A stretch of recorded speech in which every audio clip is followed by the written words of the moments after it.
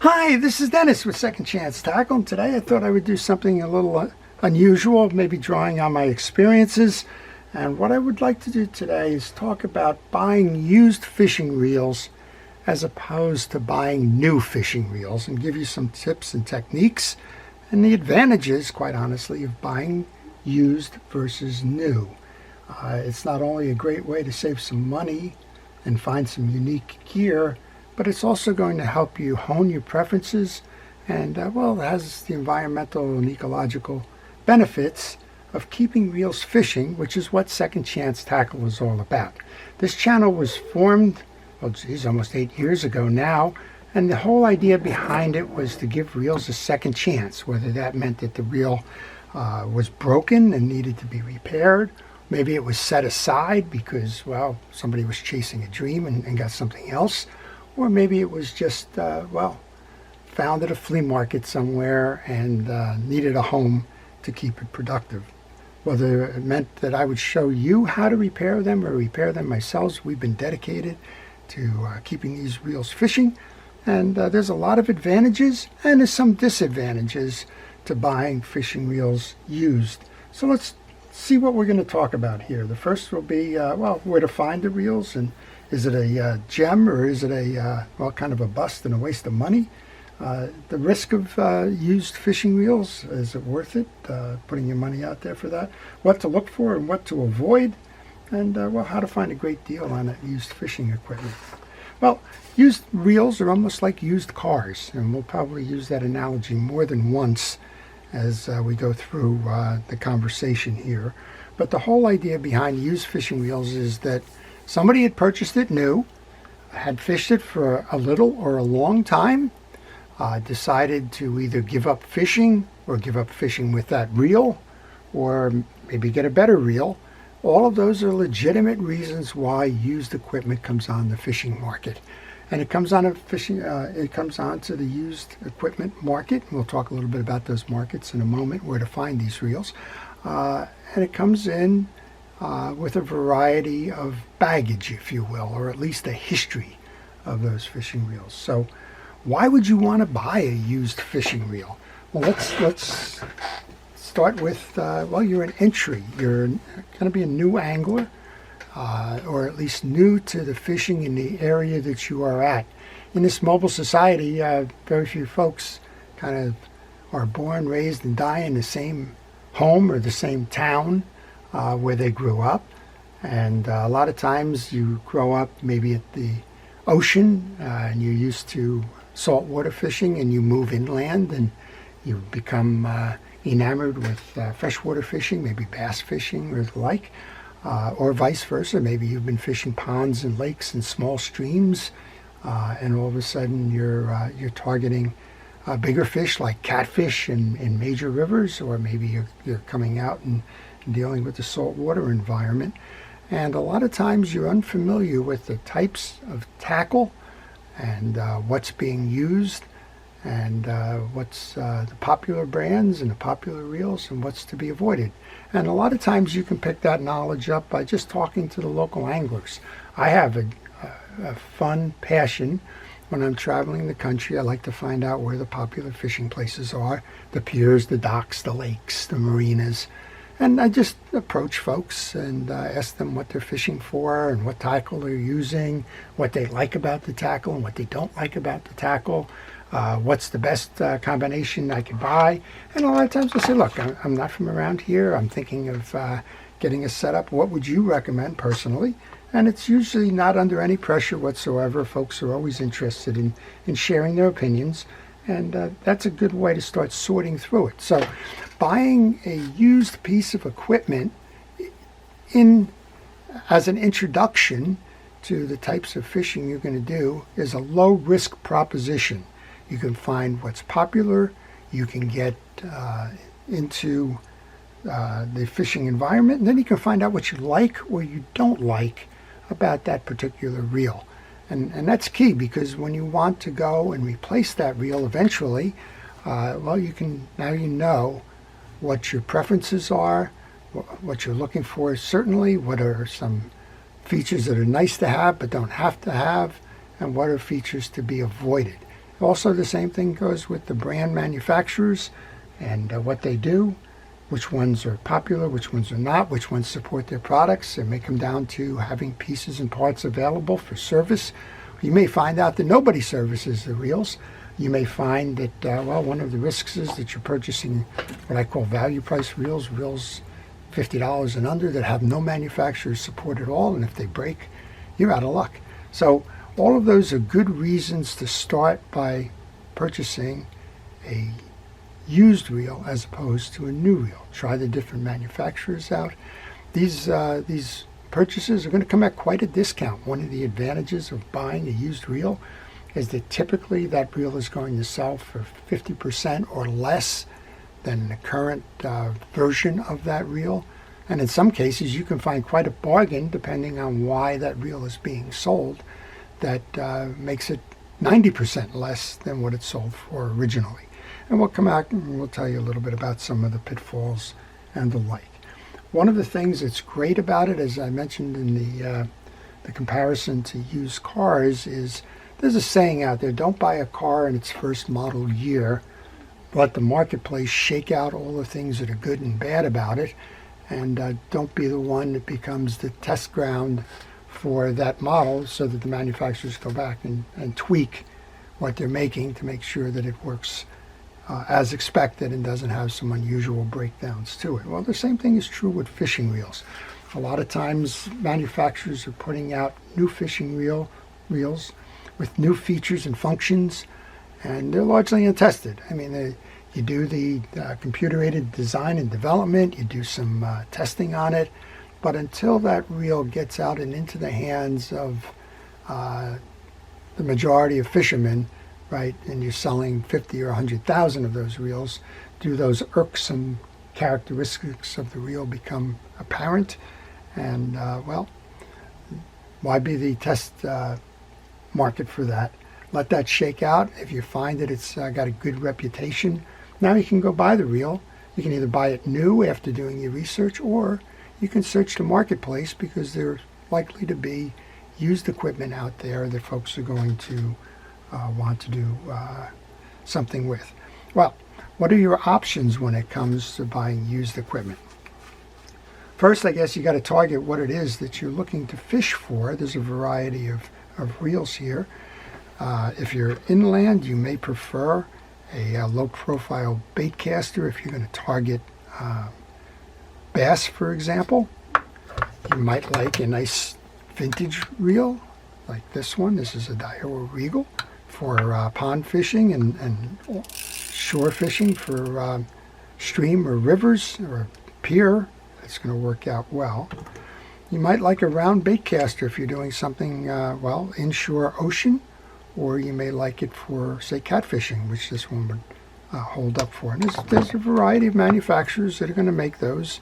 This one happens to be a left-handed drive. This is a nice, fun little reel. They come in both sides and accommodate that.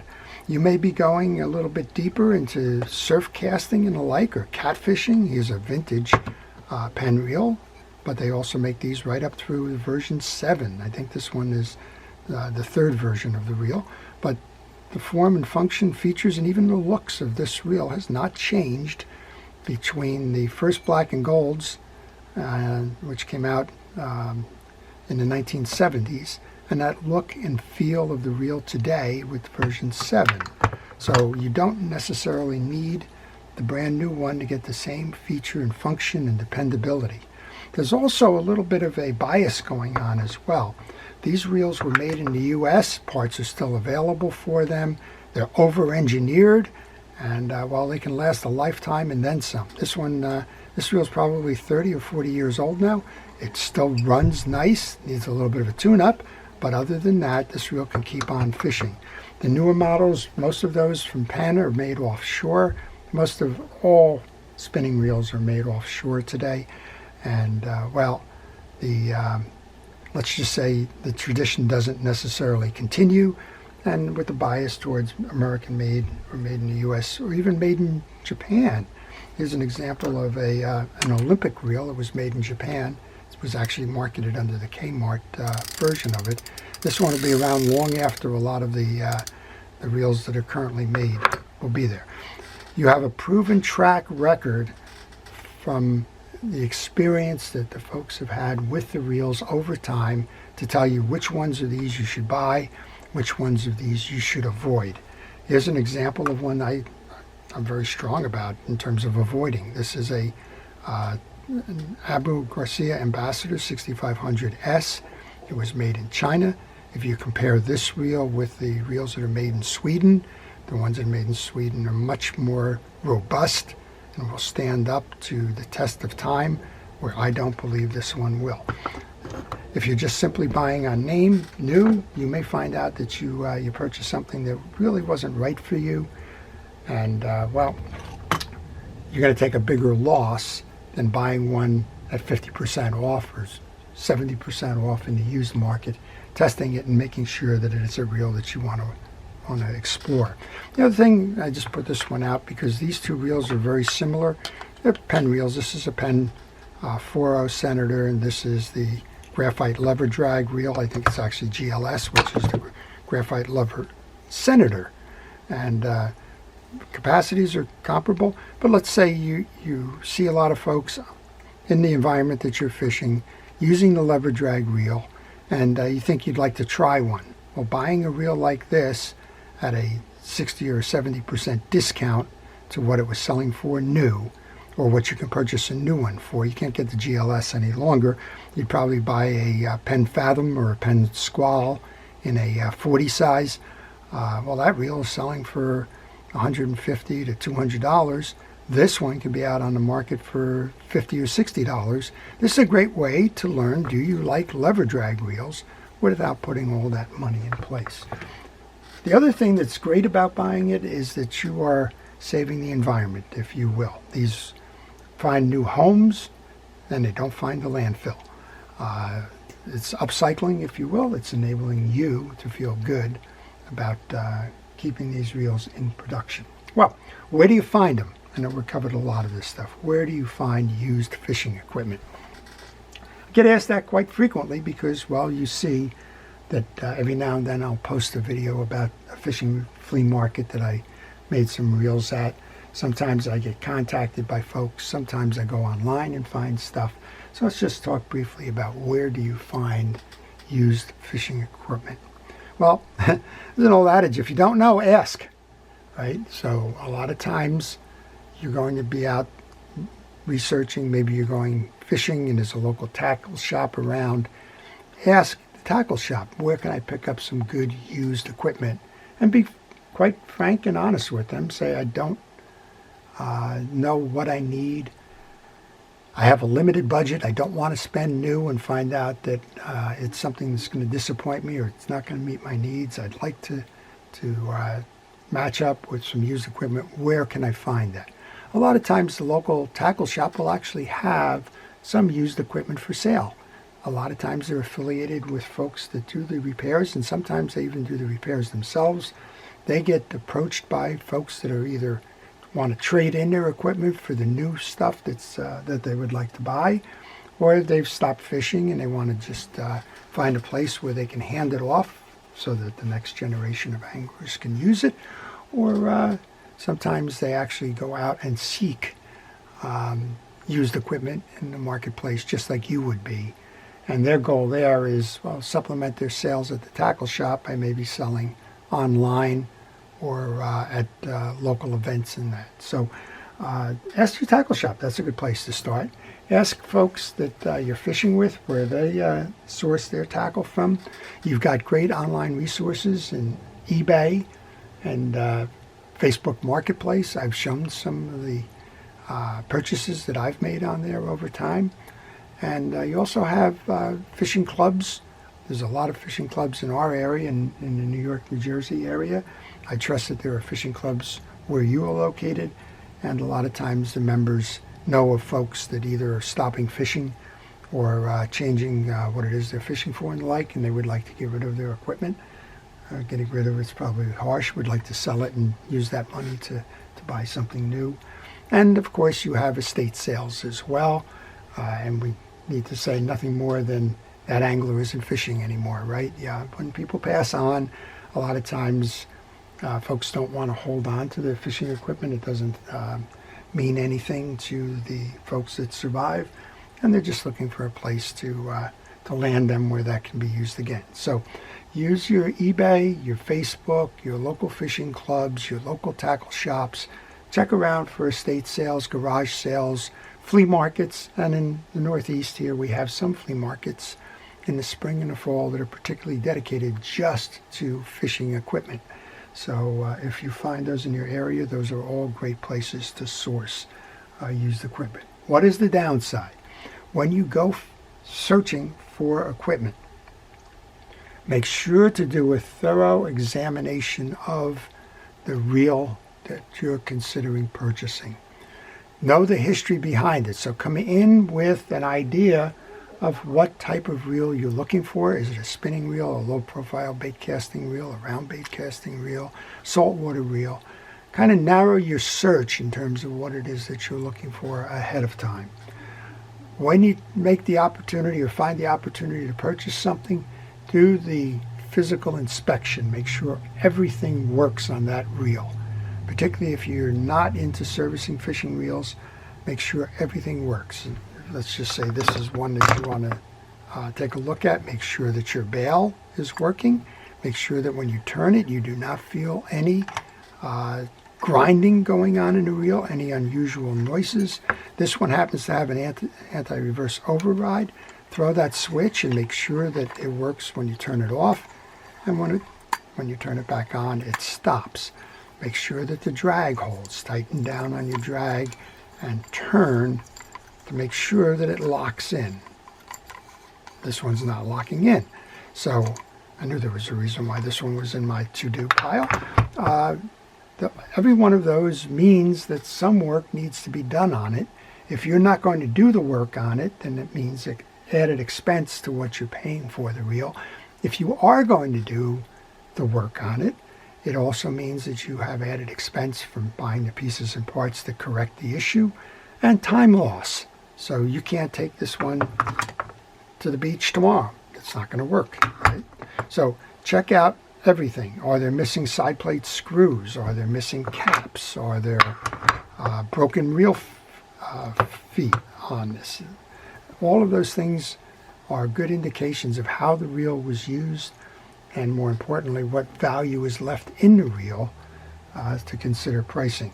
You know, a lot of folks will find a reel that's $10 or $12 at a flea market. The vendor will be straight and honest. They'll say, well, look, the backstop isn't working, or the bail is stuck, or it's missing a spring in the bail. Not so much with this reel, but you may find a different reel, and a different reel may not have the parts support.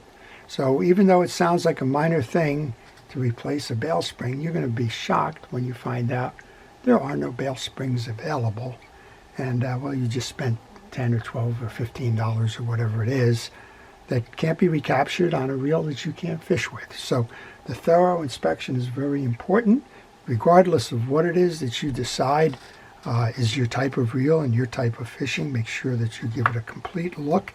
If you're on a low profile bait caster, for example, one of the fast fails on this one is that the button gets stuck. Oh, this one's been serviced, you don't have to worry about that.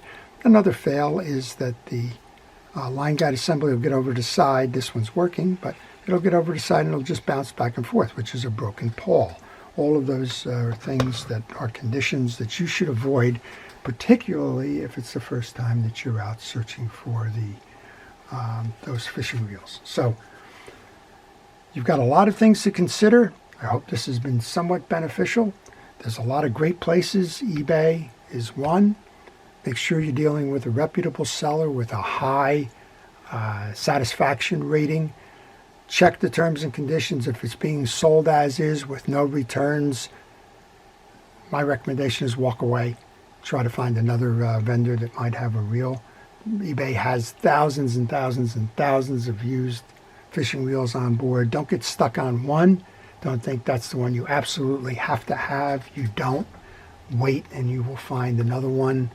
If you don't find 15 or 20 of them, just buy a common search on a particular brand or a model. Buying used is a risk. There's rewards to it, the financial rewards, the satisfaction of keeping these things out of landfills, the satisfaction of having a quality piece of equipment at a great price. They're all the positive sides of it. Just buyer beware. You need to exercise some caution. You need to do your research ahead of time. And eBay is one where you need to do that because you're not going to meet the seller. Facebook Marketplace, again, a great forum. Most of those are local. Most of those you can inspect. You can go out to wherever the seller wants to meet, whether it's at his home, a store, a common public area somewhere. You can take a look at the equipment. You can do all those tests we talked about in terms of completeness, form, and functionality. You'll have the advantage in that situation of asking the owner about the history of the reel. Did that owner have the reel since it was new? Did he get it, say, as a pass down from one of his friends? Or is he simply flipping the reel and has no history on it? All of those become important pieces to consider when you're going to be buying that. But Facebook does give you the opportunity to feel and touch.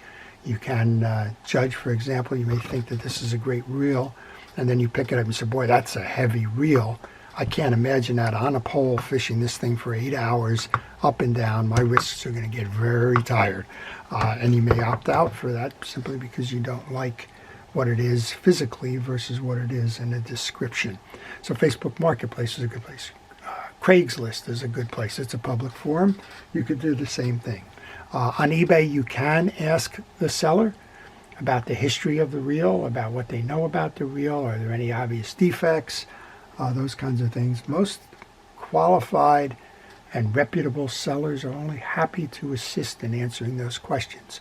Don't think because you just see it on eBay, it's going to be gone, in 10 minutes. It's not. And again, if it is, don't worry it. Just go on and find a comparable listing where that can help you. Fishing clubs are fantastic places to find that used equipment, because the fishing club guys usually hold on to their stuff, know what they're talking about, and don't want to pass along a reel to a club member that, the club member's going to get annoyed with because you sold me a piece of junk, right? So fishing clubs are good. So where do you search for these? Those are the ones that are dedicated to fishing reels. You can also find these at garage sales, estate sales, general flea markets and merchandising places, yard sales, whatever they're called in your neighborhoods. Just understand that most of the time you've got the opportunity to find a gem. I think there's folks in this forum that will tell you I found a $300 reel for $20 in a garage sale because, the seller just wanted to get rid of it, didn't know what they had, and you walked away with, a gem at a great price. And you'll also find that there's some good reels there because there's a reason why it's on the table. The reason it's on the table is somebody's not fishing with it any longer. They may have decided to give up on fishing. Maybe they only used it a few times. Maybe they didn't like the type of reel that they purchased and wanted to get something differently. So those are advantages, but again, the disadvantages come when you don't know the product. General flea markets, those guys are generally just trying to flip the reels. They don't know much about the reel. They don't know where it came from. You can find bargains there, but that's where due diligence and doing that full test of that reel to make sure that it functions complete and that it is not missing any pieces and parts and the like, because it's being sold as is, and generally they won't take returns. Well, wow, I talked about an awful lot. My passion is to give reels a second chance, to keep them out of the landfills, to keep them serviced, and by keeping them serviced, it means teaching you how to service them in addition to me servicing them as well. And it's all about passing these on and staying with the quality that was there from day one in terms of how it was manufactured, and relying on that quality to keep you worry-free on your fishing adventures. I hope you've enjoyed it. If you like these types of videos, please leave the note in the comment section. If you want to see more of these, please subscribe. And before I go, I want to thank our first responders, our police, fire, safety, and rescue, everybody involved and keeping us out of harm's way. I want to thank you for staying along, listening to this. Again, if you find value in it, let me know in that comment section. I wish everybody a great day and fun times fishing. This is Dennis with Second Chance Tackle.